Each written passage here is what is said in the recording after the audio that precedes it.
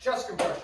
So you'll need a mat or the floor, whatever's comfortable for you, and some kind of implement that you can utilize to compress. It need not be a roller, it need not be a foam roller, it need not be any implement that's specialized toward myofascial release, which is, let's be honest, mostly garbage and not of any great value.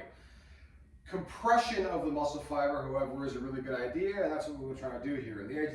The focus there is to engender autogenic inhibition and down-regulate muscular tension after heavy work or when you've got some discomfort. So I'm going to use this roller. I'm going to put that on the ground.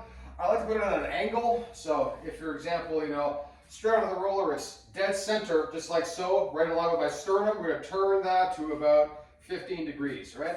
Just like so. And then I'm going to choose which side I'm starting on. In this case, it's my left side.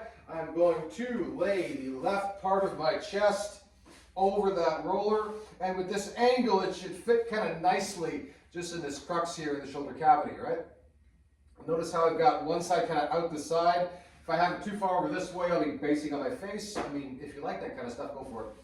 You want to make sure you're on the meat of the chest, not the bone of the acromion or the sternum or the ribs or anything like that, right? So right in the meat of your pectoralis. Once you're there, it's going to hang out. Just let it press. If you want more tension, if you're laying here flat and feel like you're not getting enough pressure there, if it's your left side you're working on, bring your right knee up. Torque the hip over a little bit, you'll get a little bit more pressure.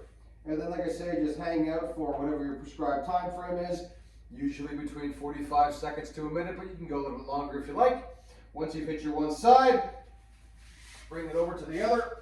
Same kind of angle on the other side, get the meat, not on the bone. Same deal, if you want more, lift the knee, rotate the hip a little bit, hang out. If you've got a really, really tight pec or a trigger point in there, you might get a kind of hurt so good feeling. That's generally a sign this is doing what it should. There should not, however, be any overt pain.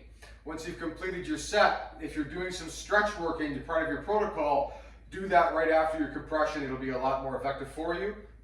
That is chest compression.